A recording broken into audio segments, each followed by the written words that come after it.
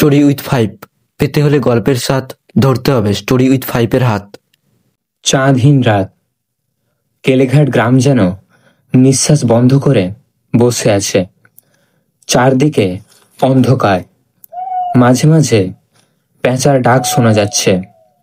গ্রামের লোকেরা সন্ধ্যা হলেই দরজা জানালা বন্ধ করে দেয়, কারণ গ্রাম লাগোয়া যে অরণ্যটা আছে সেটা বহু পুরনো। কুখ্যাত ডাকাত দলের আস্তানা ছিল। ডাকাতদের নেতা ছিল ভয়ঙ্কর, নিষ্ঠুর, রক্তেশ্বর ডাকাত। 100 বছর আগে তার দলের হাতে বহু গ্রাম ধ্বংস হয়েছিল।